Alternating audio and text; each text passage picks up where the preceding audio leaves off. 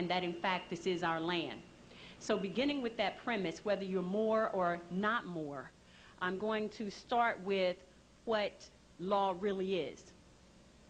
Most of us think that we go into a courtroom and understand the difference between a court and a courtroom, that the people who purport to use law really use words of art to make you believe, in fact, that law is on the table when you walk into a courthouse or a courtroom, when in fact that's not true. And I would like to share with you tonight, regardless of your religious persuasion, what law really is.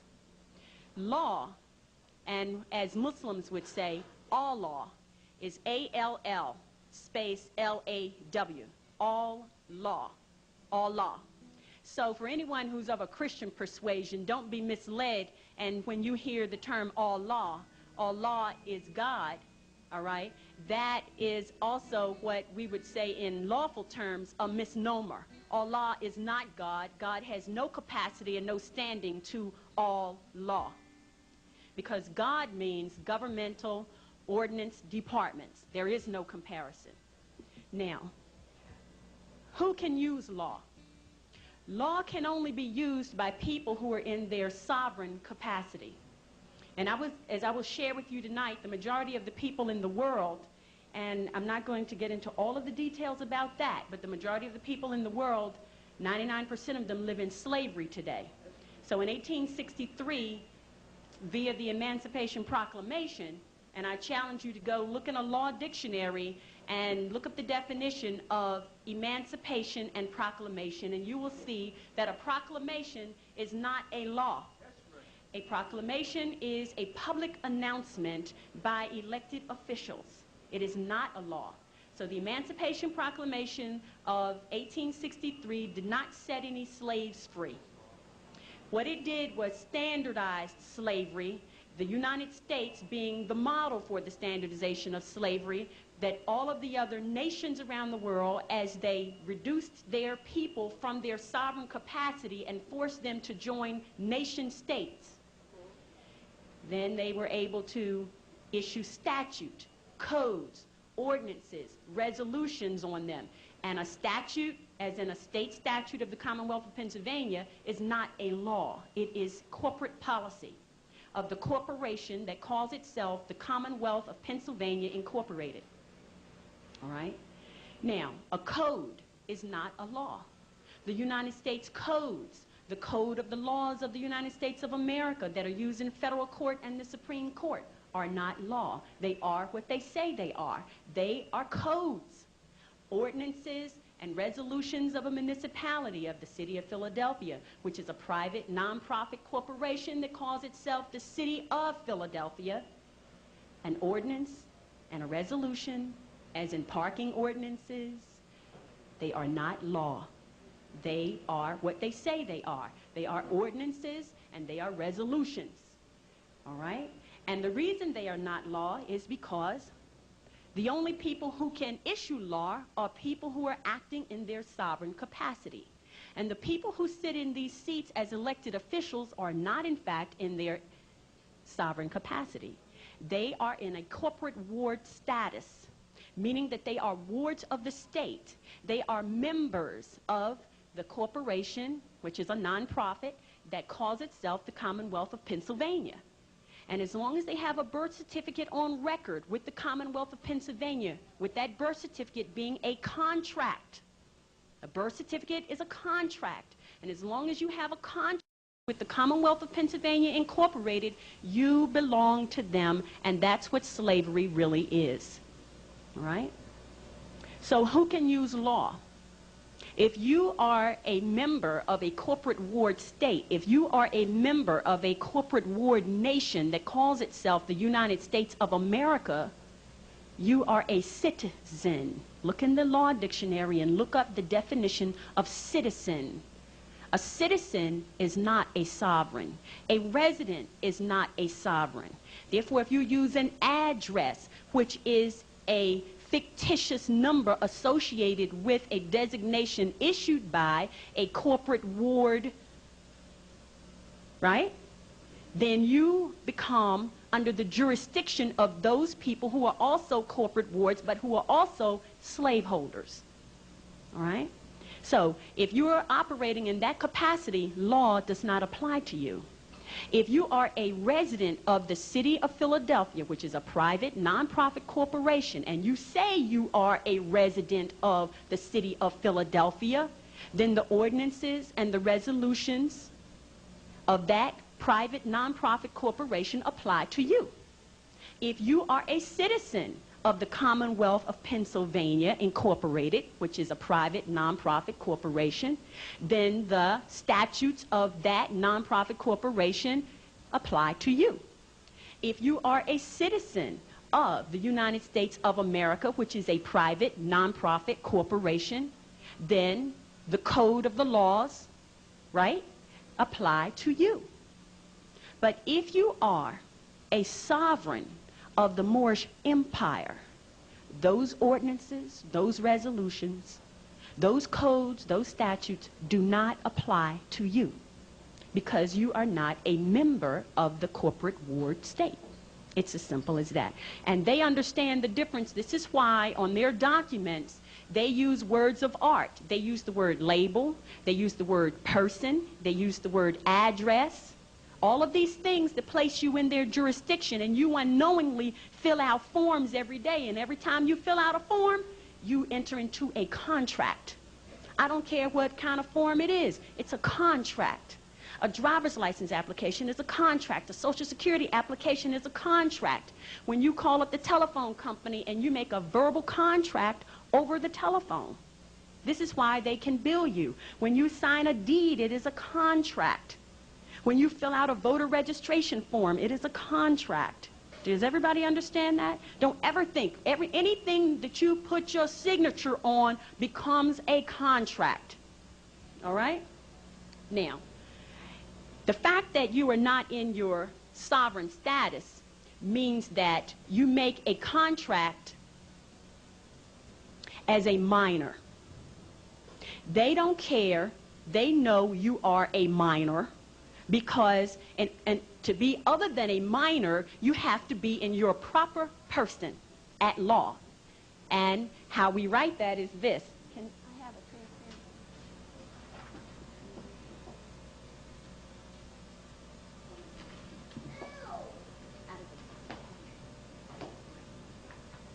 That's working.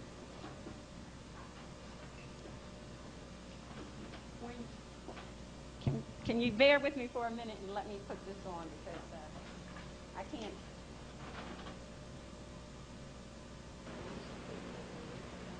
Can y'all see that? Impropria persona. Impropria persona. When you are in your corporate ward status, you look like this to the court.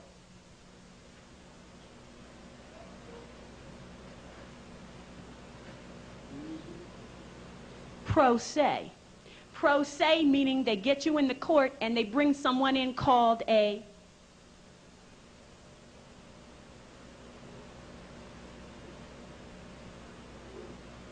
got that? Pro se cutor, a prosecutor, because you're in a corporate ward status. Now, if you're in propria persona, say in their criminal allegations, the prosecutor cannot come into the courtroom and say anything to you because you're not in pro se status. Makes sense, right?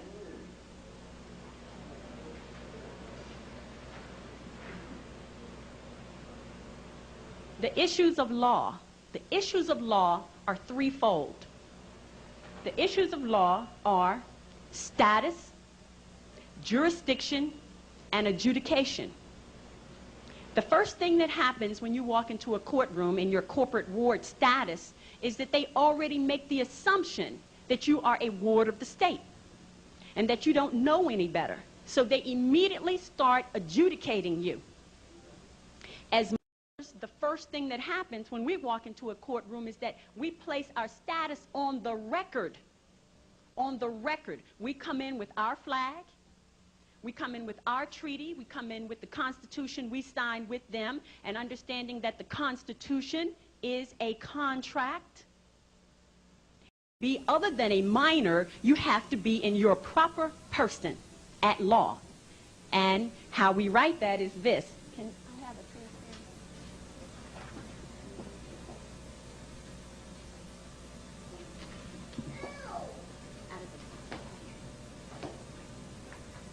That's working.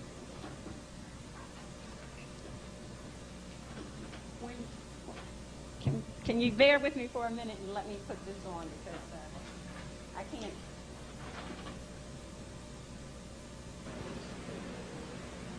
Can y'all see that? Impropria persona. Impropria persona.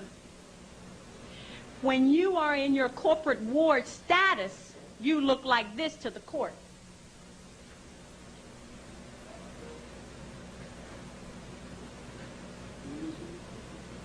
Pro se. Pro se meaning they get you in the court and they bring someone in called a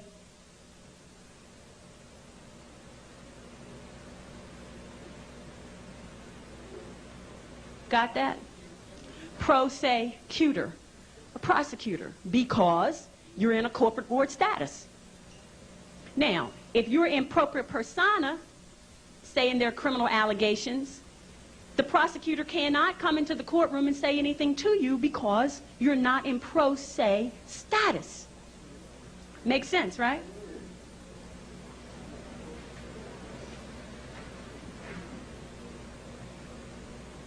The issues of law are threefold. The issues of law are status, jurisdiction, and adjudication. The first thing that happens when you walk into a courtroom in your corporate ward status is that they already make the assumption that you are a ward of the state and that you don't know any better. So they immediately start adjudicating you. As Moors, the first thing that happens when we walk into a courtroom is that we place our status on the record. On the record. We come in with our flag. We come in with our treaty. We come in with the Constitution we signed with them, and understanding that the Constitution is a contract. It's a contract between who? It's a contract between the United States Republic and the United States of America. But there are certain clauses in that contract that apply to Moors, which takes us back to the Treaty of 1787. But that contract between the United States and the United States of America does not apply to us other than that part that discusses the treaty. So it's not relevant for us to go into any courtroom and argue about their ordinances, their codes, their statutes. The only thing we're in there to talk about is, have we violated the treaty? Have we violated that part, which is Article 6 of the Constitution, that applies to us? That's the only question in the courtroom, because the status of the individuals looks like this.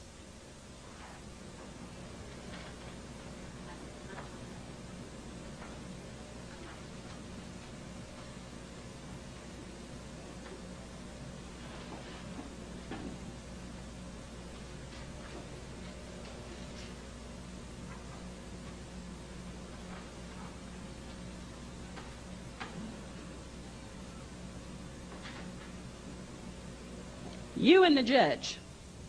There's nobody else that you need to discuss anything with in the courtroom besides the judge.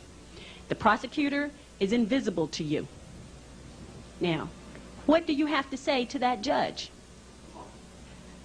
My honor, not your honor.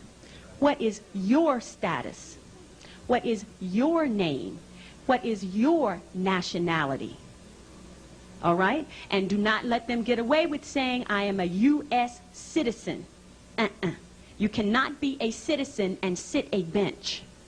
You cannot be a member of the Bar Association, which is a private, non-profit corporation that issues registration numbers to its members who do not have a license to practice law in any state. Because in order to have a license to practice law, you must have your proper person. And in order to be in propria persona in this country, Whether that be North America, Central America, or South America, you must be a Moor. If they want to be sovereign, they've got to go home. They cannot be sovereign here. All right?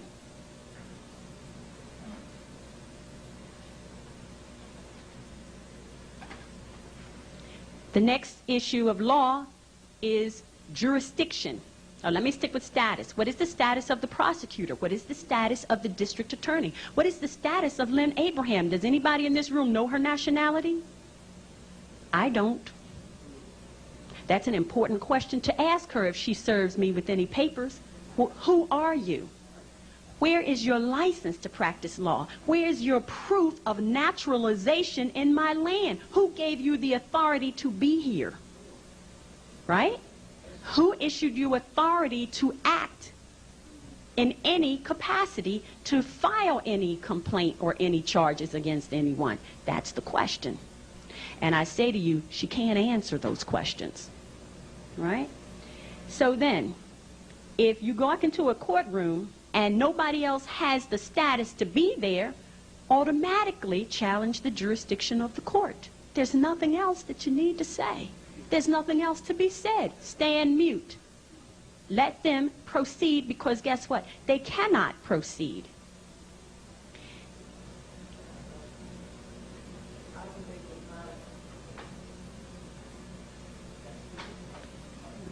We have a question. After this one. How do we make them honor that information that you just passed on to us? In the courtroom, as I have learned, because I've spent a lot of time there, right? There is a language of silence.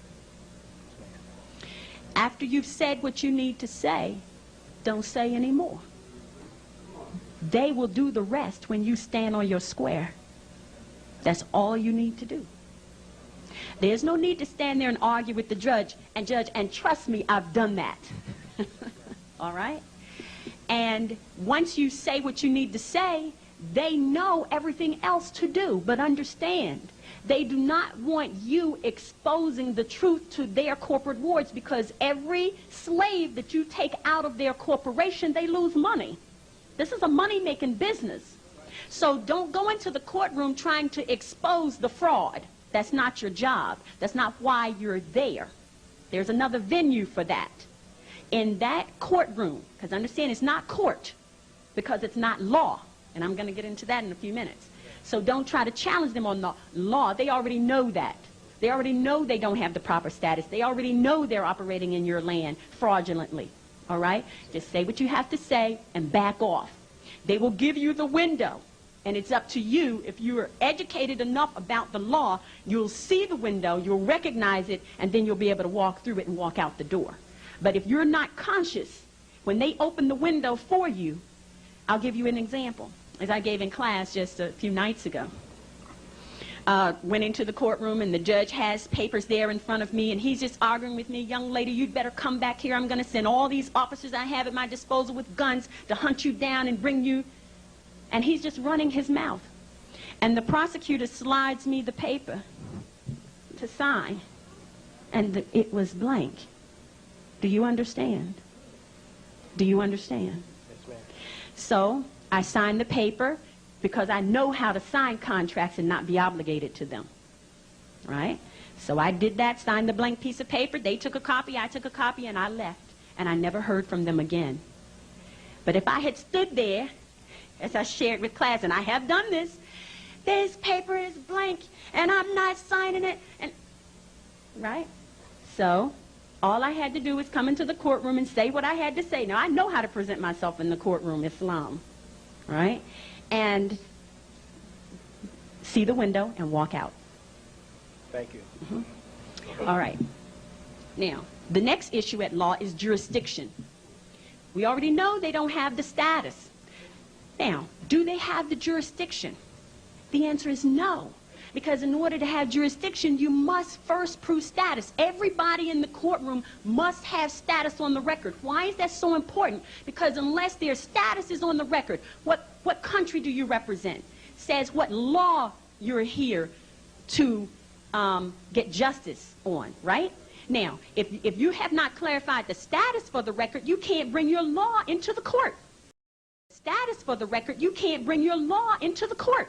So there can be no court. So status is very important. And so if you're Moor, and let's say somebody else is Manchurian, and I'll get to that in a minute, when you have two people of different standings in the courtroom, you have to decide what law applies.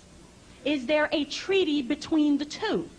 Do they have a constitution? Do they have any other trade agreement or contract that binds them and obligates the parties? That's the question. All right? So, if you walk into the courtroom and they immediately start adjudicating, you have no idea what law they're using. And I guarantee you, because status has not been established for the record, they're not using any law that applies to you. And they're not using any law that applies to them. They're simply using corporate policy, which is discretionary. If they like you today, they'll let you off. If they don't like you tomorrow, they'll give you some time or a fine. Okay? So status and then jurisdiction. Jurisdiction is going to determine what area, what geographical area encompasses the authority that that judge or that court has. All right? So if you're in a municipal court or a court of common pleas, don't go in there talking about the Constitution, because they don't have jurisdiction to discuss the Constitution with you. Do not go into a state court discussing the Constitution unless it's the state's Constitution, because the United States' Constitution they have no jurisdiction over, but they won't tell you that. They'll dismiss the case. Different jurisdictions. And don't go into federal court talking about city ordinances. You understand the difference? Okay. Jurisdiction. Then adjudication. Once you get to the part about adjudication, you have to ask the question, do you understand the law that applies to you, that applies to this matter? Because there's two types of jurisdiction. Jurisdiction over the matter and jurisdiction over the person. All right? Does the court have both? They must have both in order to proceed. They don't tell you these things, but this is very important. So if the court has gotten to the point of adjudication, all right, which for me, I don't have that problem. But once the court gets to the point of adjudication, then they're ready to start prosecuting. They're ready to find you guilty of something, some kind of way. And the reason for that is because it's a business. And once you enter there and they seize jurisdiction over you, they adjudicate for the sole purpose of getting some money. That's the bottom line. They don't care about you, whether you're innocent or whether you're guilty, none of that. How much money are they going to get out of this? And their little club that they have called the Bar Association, their members have to be fed. So they want to make sure that this one gets fed and that one gets fed. And that's fine, because that's their corporate thing. That's the way they make money. And if they're going to make money being deceitful and all that, that's the karmic baggage they've got to carry. But you don't want to be a participant to it. That's all. Okay. Color of law. Colorable, color, means something that pretends to be something that it's not. Colorable court, colorable money, colorable law, colorable people. Any people who call themselves colored, Negro, African American, Indian, Puerto Rican, Chinese, Australian, all of these are colorable labels, but these people for the most part around the world don't even know this. But because they call themselves Chinese, as I was getting ready to say to you, they are part of a corporate nation state as well, because the country of China is Manchuria. The nation state, the corporate ward nation state is China. That is not the country or the sovereignty of the people. The people are Manchurian. All right? You understand? Say anybody who wants to call themselves Puerto Rican. Puerto Rico is a corporate nation state. It is a private, non-profit corporation that has a charter issued by the Moors, where they have the authority to conduct commerce and trade on the island of Borinquano. Borinqua. Right? Borinqua. That's the name of the people. Borinquano is the name of the island. Puerto Rico is the private non-profit corporation that has the charter to operate within the geographical boundaries of Borinquano. Most Puerto Ricans don't even know that. I go around telling people all the time, you're not this, you're not that. This is who you really are, because people have grown up into slavery for generation after generation in all these corporate nation states who belong to the United Nations, which is a private, non-profit corporation, trade association for nation-state corporations. Got it? In order to belong to the United Nations, you have to be a corporate ward state, nation state. Otherwise, they don't want you. And they will go to war against a country and take the people out of their sovereign capacity and say they're setting up democracy all around the world so that they can take people out of their sovereign capacity and take them away from the law and impose corporate statute on them. And that's exactly what they do. All right? Now, color of law is in full swing all around the world. All around the world. And they have a clique where they're all intermingled and they all agree to participate together in this game. Right? Now, it doesn't matter where you go. Just like most people think you need a passport to travel from company to company to company that are called nation states. So you do need a passport if you call yourself black or African American or a U.S. citizen or any of those things. Yes, you need a passport to travel from one corporate nation state to another. But when you're traveling from one country to another, you do not need a passport. And those countries will tell you you don't. Depends on what you call yourself. You understand? Okay. Why do we have colorable law and colorable courts? During the Civil War, the Moors went to war against each other. Now, we destroyed ourselves in this. The Europeans did not come here and bring us down. We did that from inside, and they capitalized on the carnage. Do you understand? All of these buildings all around here, as I told in class last night, they're ours. They belong to us. They're ancient, these buildings. There's a whole city underneath this city. They went and burned all the major cities, the major energy centers on this globe we called an earth. Our ancestors set up these energy centers that we call Philadelphia, New York, Boston, Atlanta, Detroit, right? Chicago, Miami, Phoenix, Los Angeles. They are energy centers. They're not where they are in huge, large cities just because of some coincidence. There's energy and power in these places. London, Rio de Janeiro, all right? And by the way, we're going to spell it like this, Rio de. De, which is a normal title of the Moors. Rio de Janeiro. You understand? This thing is worldwide. This flag that we carry with the red flag, with the five-pointed green star, with the pointing up, all right, is a worldwide flag. It's recognized all around the world, all right? So, the reason we have colorable courts and colorable law is because during the Civil War, when the Moors warred against each other, there were those who agreed to participate in the game called the corporate ward game. And there were many who made a lot of money. They got a commission on everybody they got to sign a birth certificate, because the birth certificate is a contract that puts you in slavery. And they got money. William Penn got very rich, all right? All the Quakers got very rich. All the abolitionists got very rich on this Civil War ward state game. Robert Morris and a lot of these buildings that are named after these people in downtown Philadelphia became multimillionaires, and their ancestors are still wealthy today over the corporate ward game. All right? Now, the reason that we have to have colorable law and colorable courts is because so many of us agree to be slaves. We don't need colorable courts and colorable law otherwise.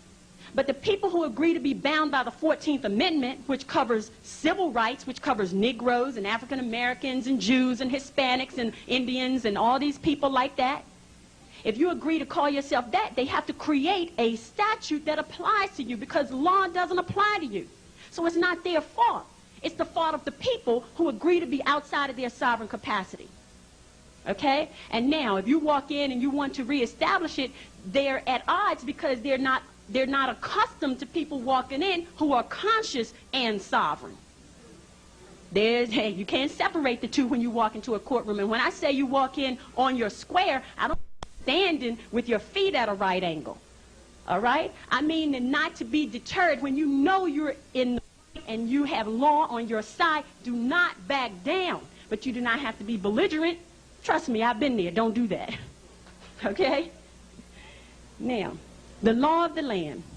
The law of the land as it applies to the United States of America and the United States is their constitution. The law of the land, which supersedes that, which if you go and read the supremacy clause of the Constitution, you will see that the treaty, in particular the Treaty of 1787, which was last signed and ratified in 1986. All right, it's re-signed every 50 years. That it's the treaty that is the actual law of the land. Now, that being the case, how do we make that treaty work for us? We always say they're not honoring the treaty. This is the oldest treaty in the world. Did y'all know that? And it's the only unbroken and longest standing treaty in the world. Did y'all know that? Now, that treaty protects us. You need to go get a copy of it, the Treaty of Peace and Friendship of 1787, all right, signed by the Emperor of Morocco. Actually, he signed it in the month of Ramadan in the year 1201, all right, which translates into the Gregorian calendar year of 1787 because they added 586 years to our calendar, all right? So, in terms of using the law of the land, and when you express these things to them, you don't even have to go into a lot of detail about it because those who rule and those in government and those who sit on those judicial benches know what this doctrine is. And they adhere to it, but the problem is there's not enough of us standing up defending it. Okay? How to correct the issue? The people must be in their proper person. The people must act in their sovereign capacity. As the brother said earlier, how do you behave as a sovereign? How do you behave as a sovereign? You behave as a sovereign by not getting so upset and ranting and raving and causing a scene. There's no need to do any of that. As I said in the courtroom, as in with law enforcement and any of that, there's a language of silence. Just like the mummers who march down Broad Street every New Year's and they're playing it up and playing it up. What does mummery mean? Silent mockery. Who are they mocking? Us. All right? But they understand the language of silence and they deal in it all the time with their secret signs and symbols. But don't be angry with them for using these things. Why not? We taught it to them. Okay? Don't be angry with them because they have gotten out of control with the power that we gave them. We created these people. We can't now turn around and say, now we don't want you, now, you know, go off someplace else and this and that. And if you know the history, you know that the Moors, what the Moors did to these people when they were first created. The Moors considered them subhuman. They couldn't speak Latin, which is our original language. They couldn't go to school. They couldn't own land. They couldn't vote. They were totally disenfranchised. And this is why the Moors commissioned Benjamin Bay, who you know as Benjamin Banneker, who is also Benjamin Franklin, by the way, okay, to teach these people the science of government. He did that for a select few. Unfortunately, it couldn't go and spread as widely as it should have been. Now we have a situation on our hands where we as Moors refuse to be who we are. In the civil rights movement, there were those who led it who were paid to get us off our square, and we agreed to be there. We agreed to be called black, and we're proud of it, remember? Now, who could tell us any different? Now, the Europeans have a dilemma because they've lied to us so much and we have forgotten so much that if they stand up to tell us the truth, would we believe them? The majority of the people who call themselves African American, right now, if you tell them they're not from Africa, they'll give you hell. Am I right? Yes, we are. Now, can you imagine you're getting that feedback from them. Can you imagine what they would say to a European who now try to tell them they're not from Africa? You understand? Now you've got Bill Gates who's given $1 billion to the United Negro College Fund, you know, to keep more Negroes out of their sovereign capacity, and they jump right into the boat, right? Play it up to the hilt. Oh, what a great thing he's done. You know, they love him to death. Now, if the Moors try to stand up and say who the man really is, you got all these black people who are going to criticize you.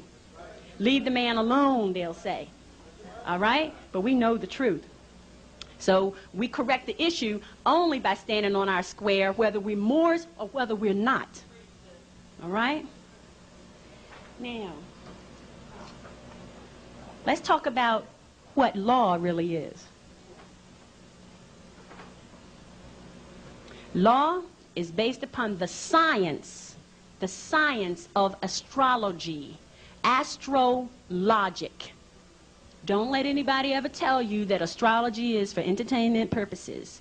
It is the science that rules. It is the science that governs. As I said to you, what all law is, all law.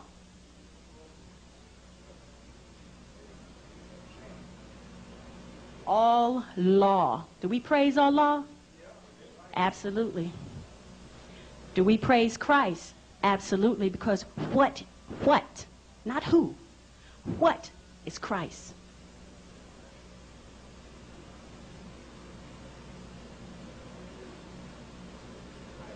Christ is the great I am.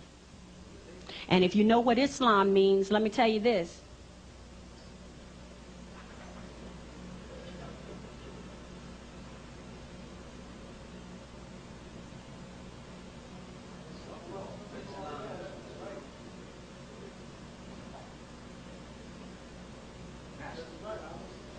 I, self, law, am master. I am the master of my own fate. I am Allah. All right? When you walk into the courtroom and you know these things, trust me, you get a different result. When they ask you your name, you never say, my name is. That's a label. What do you say? I am. I am. You never swear on the Bible. You affirm. You affirm on the Bible. And as Sister Thanai here said to me, oh, they try to trick you. They'll say, do you swear or affirm? No. You just say, I affirm. Because what? I am. And who you are. And that's your status. And nobody can compete with that. Nobody can take that from you. And no matter what paperwork you submit to a court, what is the most important thing is when you walk into a courtroom and you speak the law. And when you speak the law in a courtroom, guess what? You speak it into existence. Because a thought is an activity. It's real. It may not be something you can touch. But as soon as that thought transpires into a word, it becomes a spell. That's why they call it spelling. You get it? Now, law is based upon the zodiac.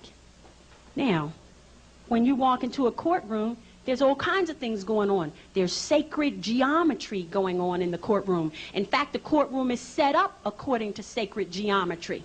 All right? And here's what happens when you're in there.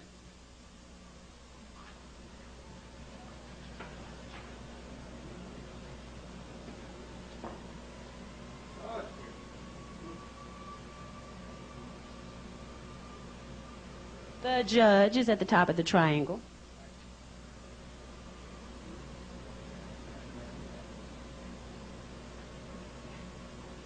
Got it?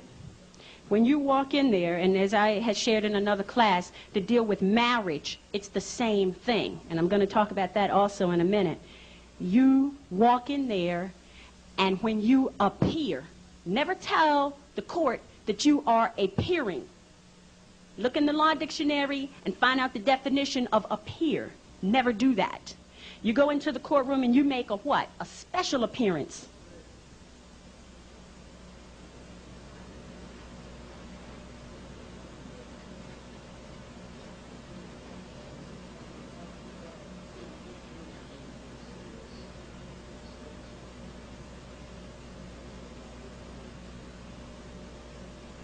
Not general. That will get you in trouble every time if you appear in a courtroom. And all of these little nuances, they know these things. And they are put there to trap you who don't know. So when you walk in there and you're on your square, being on your square means to know these things and not to walk in the courtroom uncomfortable. Because when you know them, you have no reason not to come to court, do you? You want to be there because you want to make a special appearance to challenge the jurisdiction of the court. Why? Because of the lack of status. And once jurisdiction is challenged, it must be proven for the record. It must be proven for the record before the court can proceed. Do you understand? The judge must come with his nationality papers. He must come with the flag of the country, not the nation state that he represents. That United States flag with the 50 stars, which now should be 48 because there are only 48 states. Did y'all know that? 2 of them dropped out. Hawaii and Alaska are no longer states. Did y'all know that? They're no longer states. The treaty was up. They got out. All right.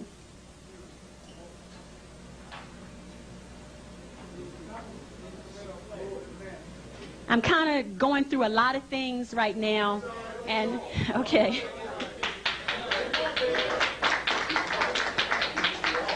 All right. The law is used by people in their proper person. When you walk into the courtroom, you should always have your paperwork precede you. Don't walk in there without first having submitted some document to the court to let them know that, yes, I'm coming. And look in the law dictionary and look up the definition of come. It's different than appear. Now, you can come to the courtroom, all right, and make a special appearance. You understand? Never, you get the subpoena, whatever it is in the newspaper, and don't believe all this other stuff where they tell you, don't go to court if you get these papers, because they will put a manhunt out for you, and you do not need that, and there's no reason for you not to go. You should go.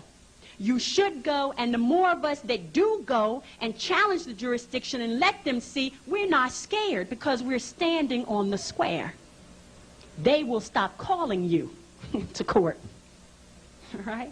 Because the people who operate in their proper person, and the more and more of us that go in there operating in our proper person, they're going to begin to see the game is up. The secret's out. We can't do this anymore, all right? Justice died upon the cross. What does that mean?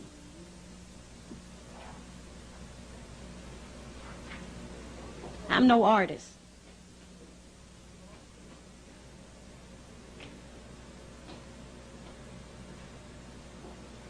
That is the cardinal points of the zodiac. Cardinal, as in Catholic Church, cardinal.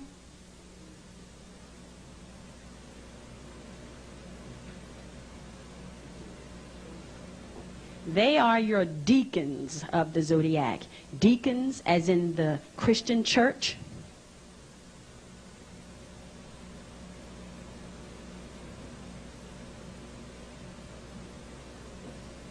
They are your cardinal points. And they apply to everything you do. Who you are, your character, everything that surrounds you, your environment, the country where you live, everything is affected by the different signs of the zodiac. When justice died on the cross, here's what happened.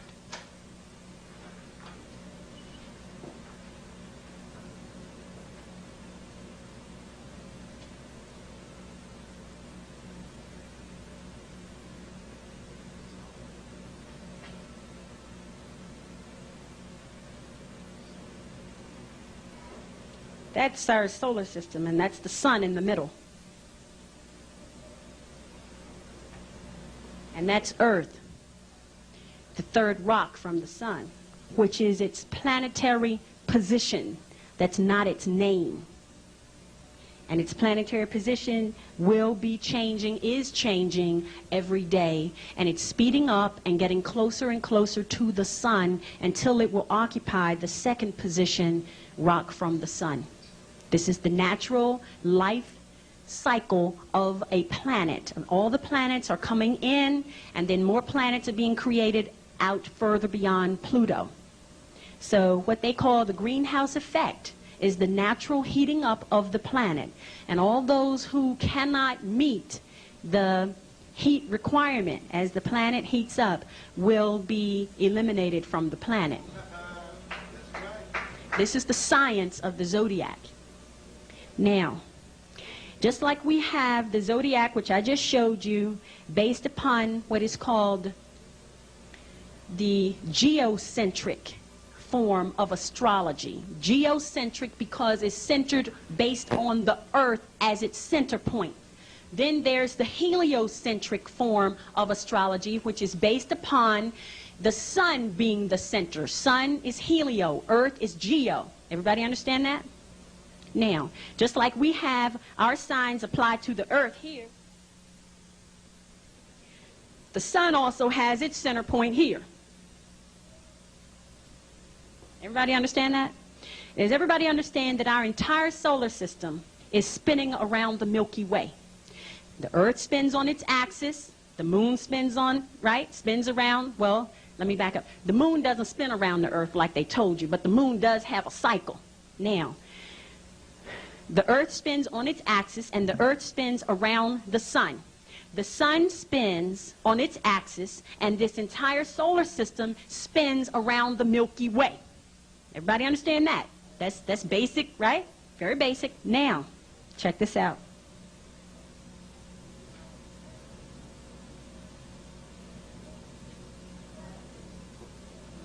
It takes the sun 26,000 years to make one revolution around the Milky Way.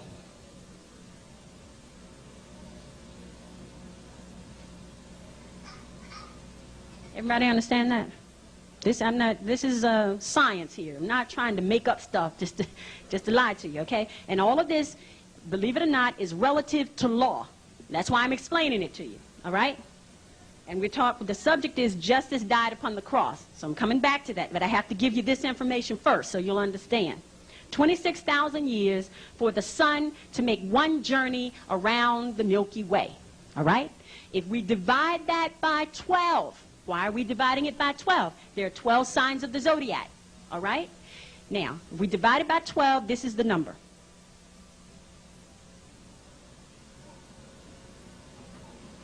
(2,166 years. So, our solar system spins 2,166 years in one sign. We just left the age of Pisces. An age is equal to 2,166 years. Now, you've heard the term, an age, but nobody ever thought about it. We say, for ages, what's an age equal to? Mathematically, it's equal to 2,166 years. Got it? Now, we just entered the age of Aquarius. All right? 2,166 is represented here.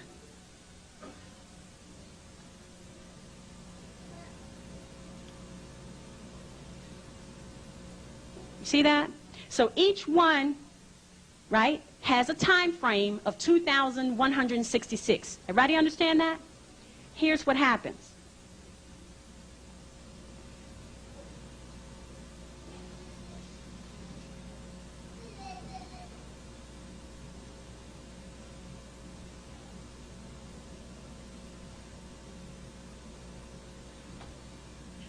I don't need to write all of them, right? You all understand the point.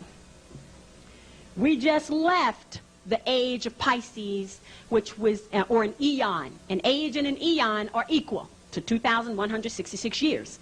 Now, we just left the age of Pisces, which is represented by what we know as Jesus. This is why Jesus is represented by the sign of the fish. It's over. The age of Pisces is over, all right? Not to come around again until we go through all of the other 11 signs of the zodiac. Now we're in the age of Aquarius. What does that mean? Justice, and any Mason will tell you, if he can unravel the allegory, is Jesus. Jesus was born. Why? Because what's the opposite of Pisces? Jesus was born of a virgin mother. Virgo is the virgin. Virgo is the virgin, right? Who in here is Virgo? Anybody? Virgo is the virgin, right? Okay. So Jesus was born of the virgin mother, Virgo. Got it? All of this stuff in the Bible, because understand that the Bible is not a religious book. The Quran is not a religious book. They are science books. Biblios Heliotech. is the Bible. It's the full Latin name of the Bible. It is the science. It's an elementary science where Moors are concerned. It's the science of the study of the cycle of the sun. Helio meaning study, meaning sun. Biblios meaning record of.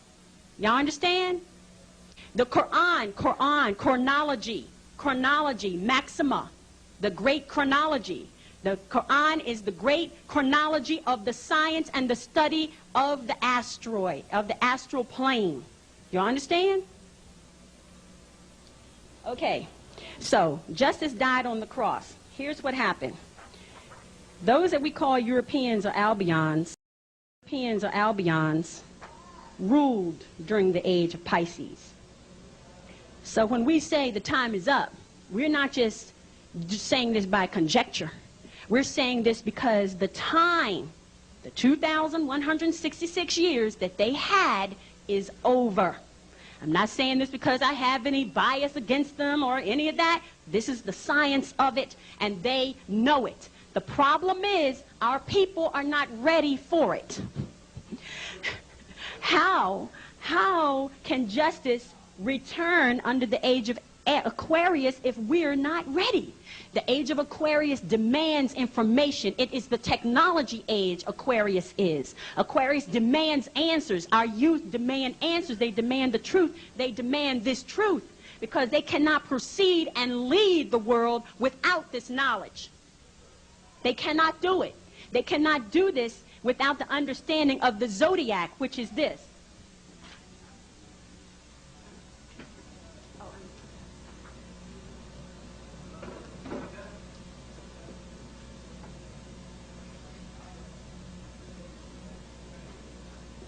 Zodiacus is the ancient name of the term zodiac. Zodiacus implies the first woman, who is this.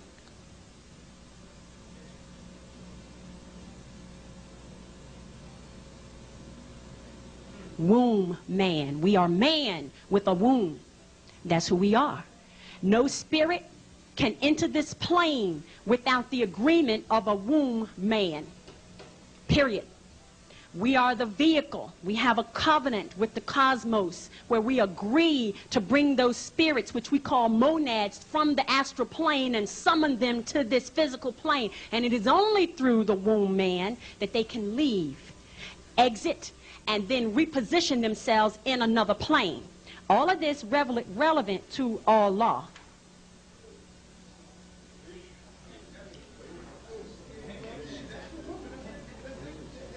Now, this is why when the brother talked about getting our land back, I know this issue very well. I fight this fight every day on top of all my other duties and responsibilities and everything else that I do.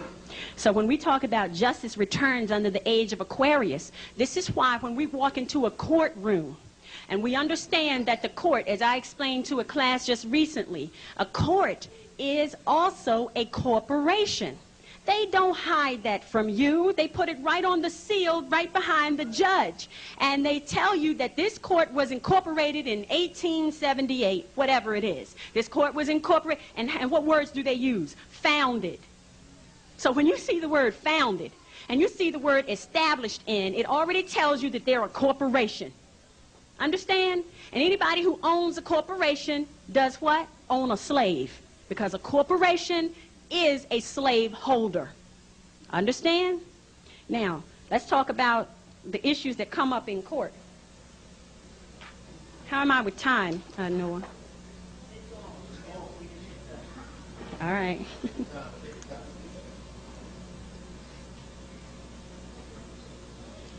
The point I want to make real quick relative to going to court and getting land back and all these issues and all these injustices that have been done to us.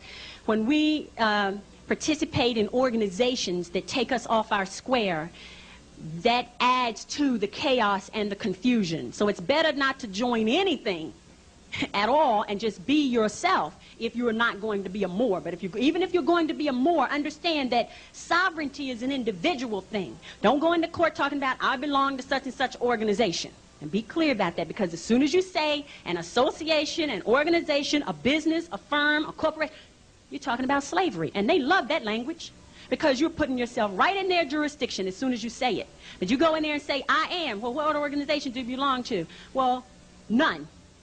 They do not know how to deal with you. But as soon as you say corporation, because they're a corporation and they speak the corporate language and they have corporate policy, they'll love you to say that. So the first thing they're going to do is, how are we going to get some money? All right? Because that's the name of the game, money.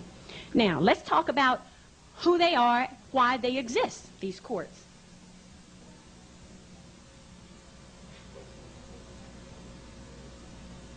First of all, we know they're not really courts. We know they're colorable. They know they're colorable. They have to be colorable because they're dealing with colorable people, right?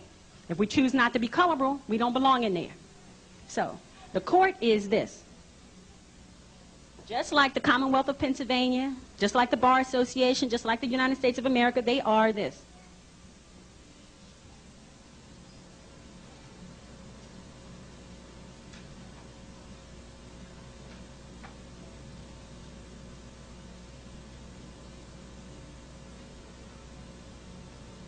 They are a private nonprofit corporation.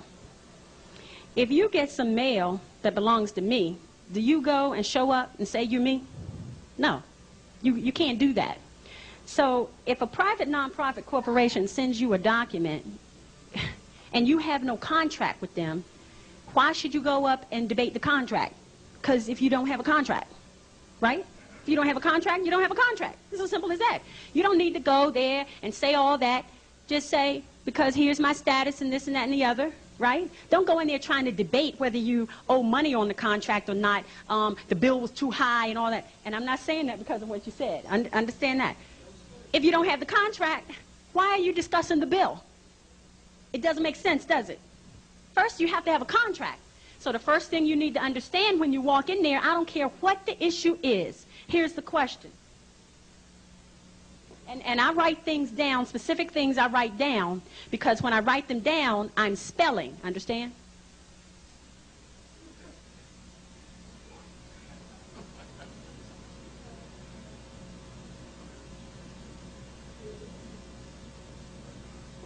Do we have a contract? If I were to send my birth certificate, do I agree to belong to the corporate ward state that calls itself the Commonwealth of Pennsylvania, which is a private nonprofit corporation? If I don't have a birth certificate with you, what agreement do we have that you should summon me to answer anything? Right? If I don't have an agreement with the parking authority, which I don't, do they have the right to send me a bill saying that I owe them for a parking ticket? It's ludicrous. Now, the thing to say is, if you don't have the contract, you have certain rights, and you need to exercise those rights. And there are codes even that are there, and laws that are there to protect you if you don't have a contract with somebody and they're trying to make you adhere to a contract. I don't care what kind of contract it is. If you don't have a driver's license and they pull you over, the first thing you need to say is, I don't have a contract. They may still give you the ticket, but understand that if there are other things, which I already explained, in the language of silence, which because we are amongst non-Moors tonight, I will not show you. However, there's a language of silence that you can speak to these people and they will not bother you. You can trust me on that. However, if you are not comfortable and you happen to get off your square and you get the ticket and you have to go to court, that's the first thing you have to say. I don't have a contract. And all of these courts, because they are corporations, the only type of policy they can deal with is contract policy, not contract law, contract policy. So the first thing you must ask is what? Do we have a contract? And if the answer is no, then I'm here under threat, duress, and coercion. You are violating my rights. It's as simple as that. You have no other reason to be there. Does that make sense? Okay. If the state comes in and says, you're not treating your children right and we want to take them, right? The first thing you have to say is, state, do I have a contract that says I gave my children to you? At what point produce the contract? Produce the contract. If you send me a bill, and understand that if you belong to the corporate ward state, you can't make these arguments because you do have a contract, which is the birth certificate, which is the marriage license, which a marriage license is your contract, is the woman's contract with the state and the man's contract with the state. It's not a contract between the man and the woman. Never was, never will be. Unless you have a prenuptial agreement or something else, you don't have a marriage contract with the one you think you love. You have a contract with somebody else who becomes a third party to your life, always, till you rescind the contract. All right? Because that's not how you get married. Marriage is under all law. All right? And then what you're responsible to do is to place the oath that you take between the two of you on the public record. Where? Where do you place information on the public record? Do you know? With the county. The counties are ancient. They belong to us. They belong to us. Our ancestors named the counties. Our ancestors formed the counties. Our ancestors set up the government of the counties, and the counties operate according to common law, which is royal law, which is Muslim law, which is Muslim customary law. Did y'all know that? The counties belong to us. So let me write this for you.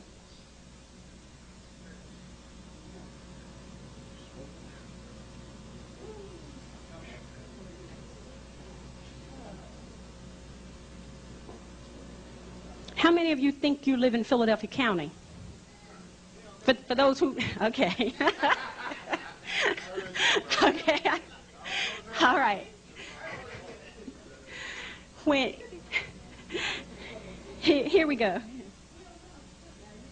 You're right. You don't know. I know you're about to tell us stuff, right?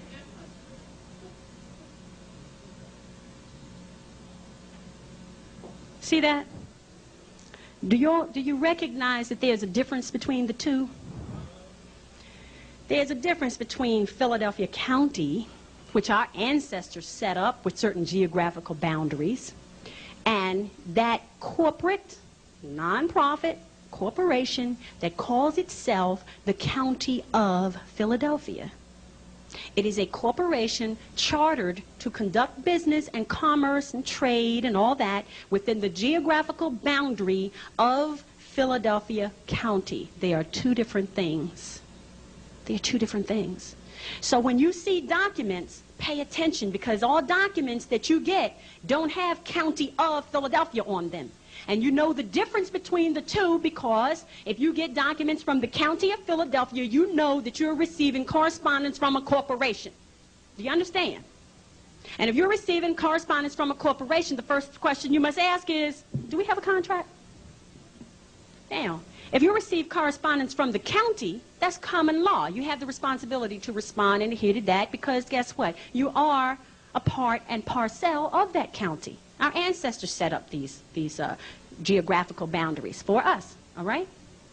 Now, likewise, with any other county or city, pay attention to this one little word. It's a very dangerous word.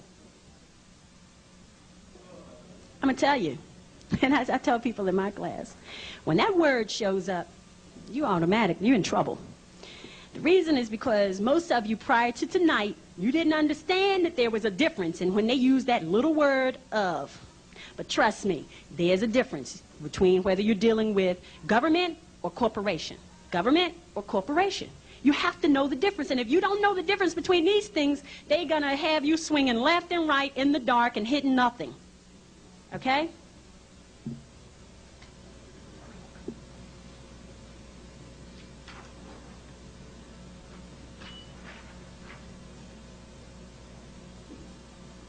I want to explain to you that when you're dealing in contracts,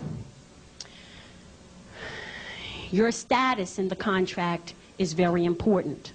How do you establish your presence in a contract so that you are protected? Does anybody know how to do that? Because we're confronted with contracts all the time, and when we do not adhere to certain terms and conditions of the contract, which we did not understand from the very beginning, then we're dragged into court to answer for all kinds of claims and allegations on behalf of the corporation, and we don't even understand why we're there. We think, for the most part, the majority of us, and prior to tonight, you get a summons to appear in court. I don't care whether that's a civil action or a criminal action. You're on the defensive because you feel that inherently, maybe I have done something that warrants these allegations, even if you know for a fact that you're innocent. Because the way that corporate system operates, you are not innocent until proven guilty. You are guilty until proven innocent. And the reason is because, as some of these state sovereignty people would have you believe, the United States has declared war on the people. We're in a state of martial law. Well, of course you are. If the people have agreed to be corporate wards of a state that's a private, non-profit corporation, and the government operates according to sovereignty, and you agree not to be sovereign, then what have you done? You've abandoned your government. The only thing the government can do is declare war on you. That's why you walk into a military tribunal when you walk into these courtrooms. That's why they have a military flag, which is a USA flag with the gold fringe, that lets you know you're in a military tribunal. And the reason is because you've agreed not to be sovereign. So the only way they can deal with you is in a military fashion. Y'all understand that? Okay. So how to protect yourself when you're dealing in, the first thing, I'm not going to really get into details of explaining to you how to stand on your square and how to be in court and all that. The first thing you must understand is how to exist in contracts. Because if you understand how to exist in contracts, that will significantly reduce your ever having to go to court, to the courtroom.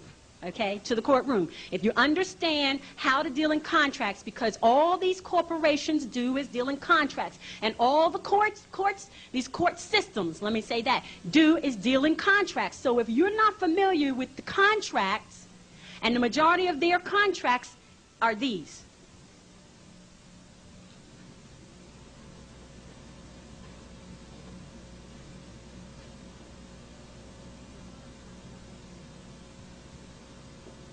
Adhesion contracts. Look in the law dictionary and look up the word adhesion, and what you're going to find is that an adhesion contract is a type of contract where there are terms and conditions that are a part of the contract of which you are not aware. And every time you sign a birth certificate, there's the balance of that contract is somewhere. Whenever you sign for a driver's license, the balance of that contract is somewhere. You don't have it, you've never seen it, but it does exist. And this is why they have the authority to issue you a ticket for all these different things and violations, because there's a contract somewhere that you've signed and you have not reserved your rights. So if you don't reserve your rights are considered waived upon signing of the contract, which means that you know, understand, and agree that there's an adhesion going on, and you don't care, or you otherwise are not aware. They don't care. They've got you to sign. How do you go back now and correct the fact that you signed all these adhesion contracts everywhere all your life? You've signed them. I know you have, because I have too. And now's the time for you to get back into your proper person so you can correct those contracts and get out of the ones you don't want to have, and the ones you choose to have, you can exist under your own terms and conditions. That's the most important part. That's long before you get to go into court. Because you can go to court all day long, but guess what? Unless you correct the problem, the root of the problem, which is not knowing how to exist in contracts, you'll constantly go to court, and that's a waste of your time. I'm sure you have many more productive things to do than to keep showing up in court, making special appearance and propria persona sui juris, and stating your status for the record, okay? Now, the first thing you need to do is contact.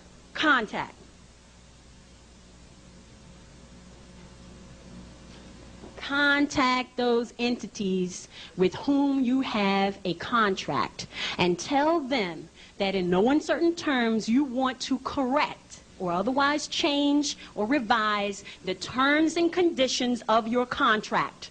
You have the right to do that, and you must. All right? If you're going to have the contracts, exist in those contracts under your own terms and conditions. Just because somebody hands you an application, and that application has pretty little boxes and everything on it, if there's categories up there that don't apply to you, don't fill it out. Add a box that applies to you. And then when we take people to the Social Security Administration to get their name corrected on their Social Security card, this is what happens. There's a section on there for race. Okay?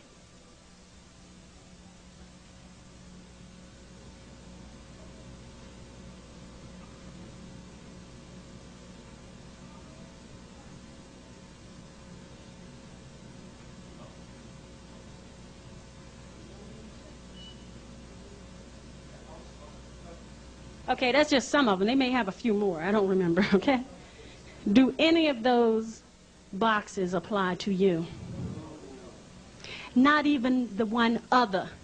It does not apply to you. So what do?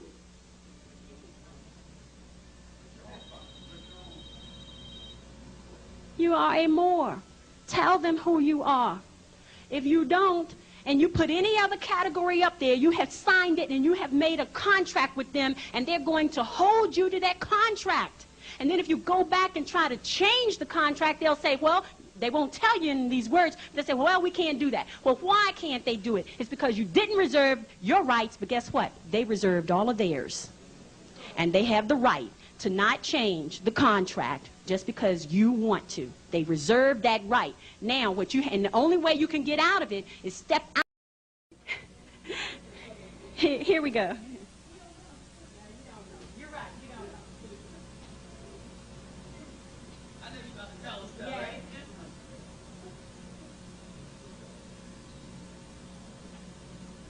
See that?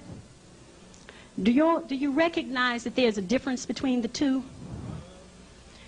There's a difference between Philadelphia County, which our ancestors set up with certain geographical boundaries, and that corporate, nonprofit corporation that calls itself the County of Philadelphia. It is a corporation chartered to conduct business and commerce and trade and all that within the geographical boundary of Philadelphia County. They are two different things. They are two different things. So when you see documents, pay attention, because all documents that you get don't have County of Philadelphia on them. And you know the difference between the two, because if you get documents from the County of Philadelphia, you know that you're receiving correspondence from a corporation. Do you understand? And if you're receiving correspondence from a corporation, the first question you must ask is, do we have a contract? Now, if you receive correspondence from the county, that's common law. You have the responsibility to respond and adhere to that, because guess what? You are a part and parcel of that county. Our ancestors set up these geographical boundaries for us, all right? Now, likewise, with any other county or city, pay attention to this one little word. It's a very dangerous word. I'm going to tell you, and I tell people in my class, when that word shows up, you're in trouble. The reason is because most of you prior to tonight, you didn't understand that there was a difference in when they used that little word of. But trust me, there's a difference between whether you're dealing with government or corporation. Government or corporation. You have to know the difference. And if you don't know the difference between these things, they're going to have you swinging left and right in the dark and hitting nothing. Okay?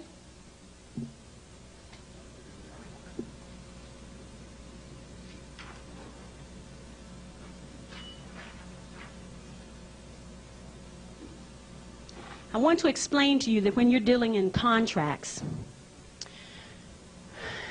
your status in the contract is very important.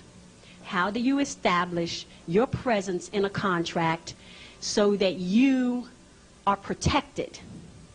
Does anybody know how to do that? Because we're confronted with contracts all the time, and when we do not adhere to certain terms and conditions of the contract, which we did not understand from the very beginning, then we're dragged into court to answer for all kinds of claims and allegations on behalf of the corporation, and we don't even understand why we're there.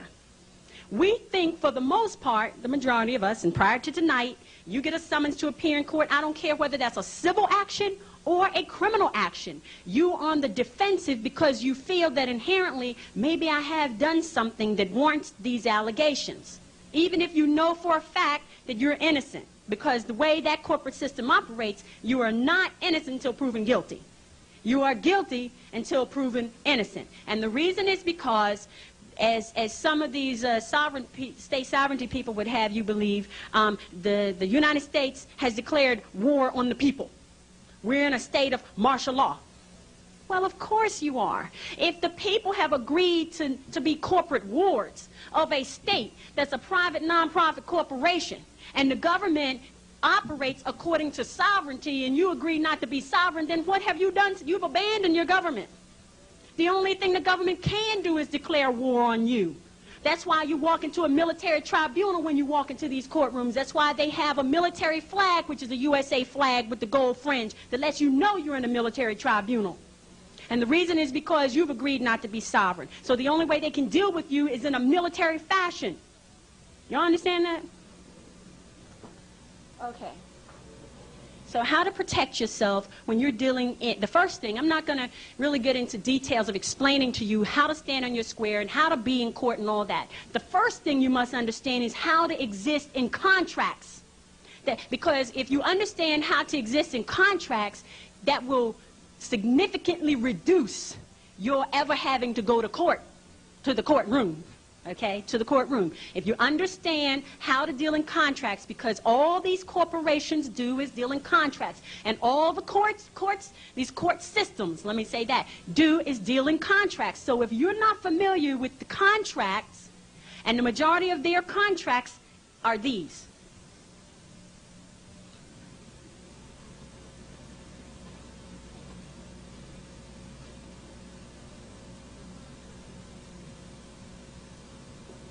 Adhesion contracts. Look in the law dictionary and look up the word adhesion, and what you're going to find is that an adhesion contract is a type of contract where there are terms and conditions that are a part of the contract of which you are not aware. And every time you sign a birth certificate, there's the balance of that contract is somewhere. Whenever you sign for a driver's license, the balance of that contract is somewhere. You don't have it, you've never seen it, but it does exist. And this is why they have the authority to issue you a ticket for all these different things and violations, because there's a contract somewhere that you've signed and you have not reserved your rights. So if you don't reserve your rights are considered waived upon signing of the contract, which means that you know, understand, and agree that there's an adhesion going on, and you don't care, or you otherwise are not aware. They don't care. They've got you to sign. How do you go back now and correct the fact that you signed all these adhesion contracts everywhere all your life? You've signed them. I know you have, because I have too. And now's the time for you to get back into your proper person so you can correct those contracts and get out of the ones you don't want to have, and the ones you choose to have, you can exist under your own terms and conditions. That's the most important part. That's long before you get to go into court. Because you can go to court all day long, but guess what? Unless you correct the problem, the root of the problem, which is not knowing how to exist in contracts, you'll constantly go to court, and that's a waste of your time. I'm sure you have many more productive things to do than to keep showing up in court, making special appearance in propria persona, sui juris, and stating your status for the record, okay? Now, the first thing you need to do is contact.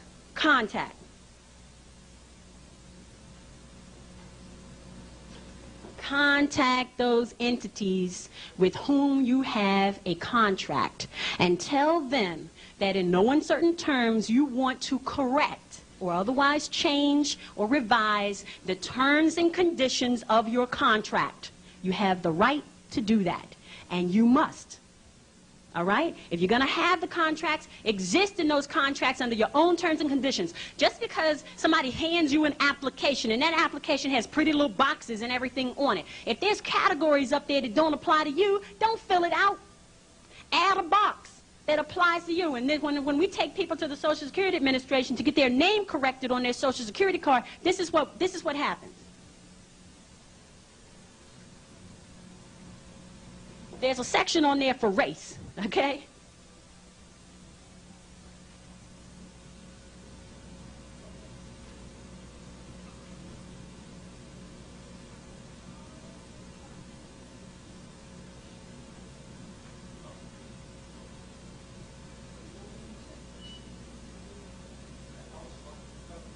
Okay, that's just some of them. They may have a few more. I don't remember, okay? Do any of those boxes apply to you? Not even the one other. It does not apply to you. So what do?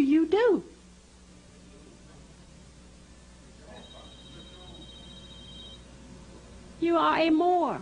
Tell them who you are. If you don't, and you put any other category up there, you have signed it and you have made a contract with them, and they're going to hold you to that contract.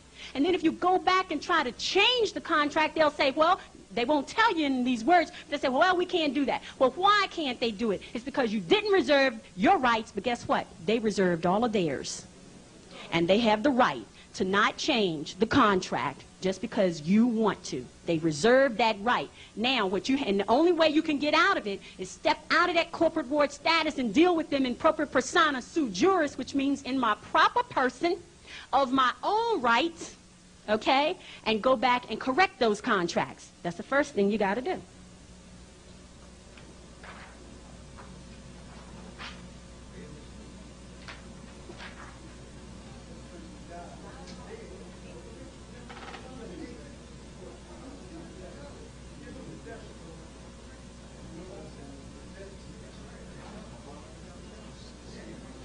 The Uniform Commercial Code.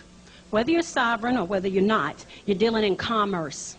And when you're dealing in commerce, there's an agreement, a uniform agreement in this country, not this nation, this country, that has a standard that protects people in their contracting. Because you have the right to contract.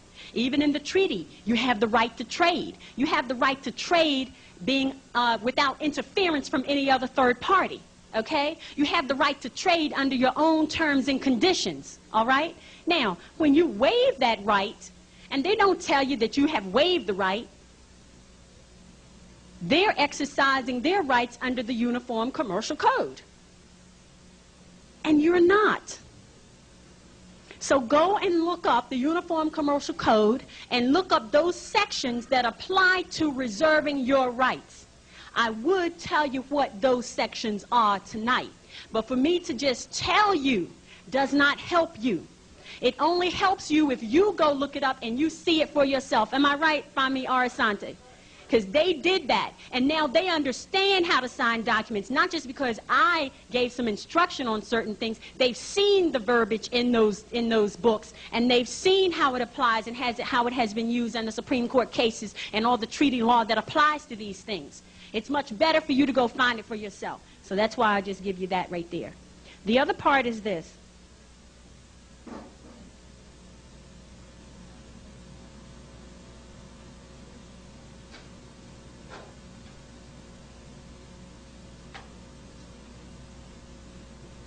You see my favorite word in there? Of.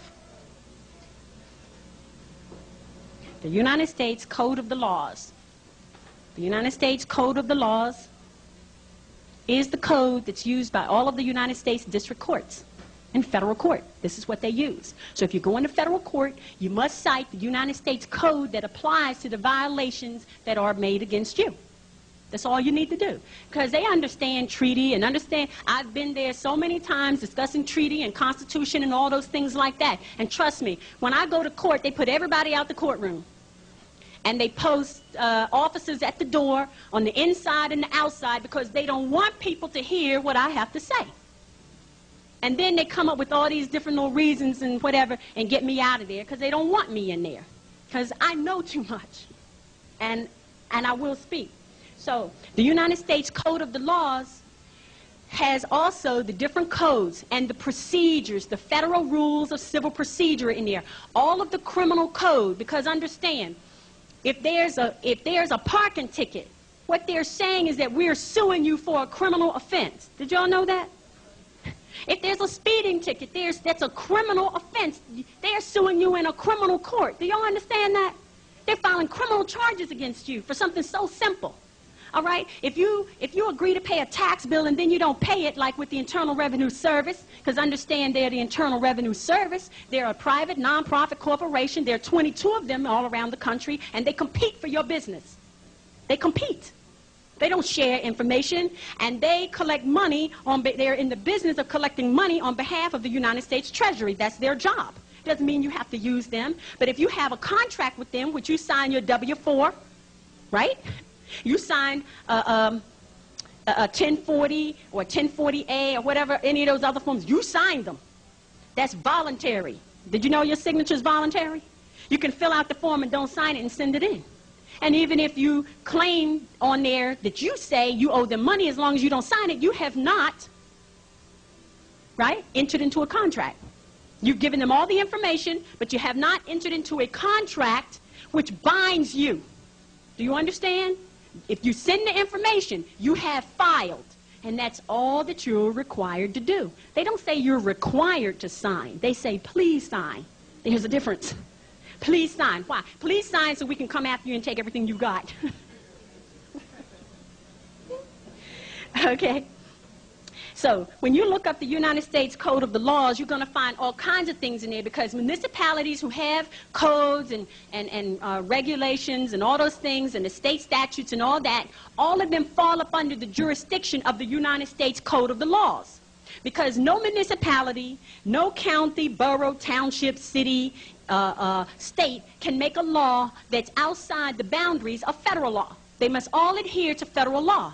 But if you agree, if they come up with a policy and you agree and enter into a contract to participate and be a part of that policy, then when you try to go to the federal court for protection, the federal court, they're not going to tell you in words they'll dismiss the case, but the reason they're dismissing the cases is because somewhere along the line you signed a contract that behind your back has been produced and put into the court record. And what I always tell people to do is to go down to the file room and get a copy of the docket sheet and get a copy of your file of everything that's ever been put on the record concerning you. And then you go back and correct those things and say, produce the contract or take it out the file. You have to file your paperwork, your motion to the court, and say that these things were filed in violation of whatever code applies, or whatever UCC paragraph that applies. These things are in violation of UCC ... United States Code ... You petition the court to have them removed from your record. Do y'all understand how simple this is? Not hard. This is not rocket science. This is what it takes is your perseverance to follow through the steps and get this thing done. Because if you don't do it, certainly it's going to remain on your record, and guess what? No matter how long you live, you can always they always go back and trace something on your record back to you. I don't care if you correct your name or anything like that, which I tell people, even when you correct your name, what we have people stop using your Social Security number as a trade number. That's one of the main things you have to do. Stop using that Social Security number. The Social Security Administration tells you, do not give your Social Security number to anyone. And anyone that you choose to give it to, you have the right to demand, one, how they're going to use it. And you have, under certain terms and conditions, to deny them to use it certain ways. For example, if you got something on your credit report, it's our Asante, we helped him resolve those issues. How did they get on there? Did you authorize that credit reporting company to send, to receive any information? Do you have a contract with them? Do you have a contract with J.C. Penney, who you applied for the application? Did you tell them as a part of your contract that they could check your credit record? Is that part of the contract? The answer is no. That's not part of the contract, and they violated UCC and the United States Code by contacting that credit reporting bureau to get any information on you. And then the credit reporting bureau has violated UCC and the Code of the Laws to send any information relative to you because you did not explicitly authorize them to do so. So guess what? They have done damage to you, and then guess what? You have the right to sue for damages, am I right? Okay, so contracts and these courts, that's the only thing you're dealing with is contracts. Contracts, and never forget that. I'm going to write it down.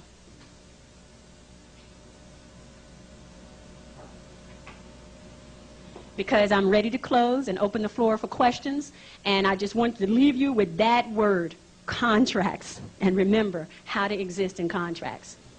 Islam.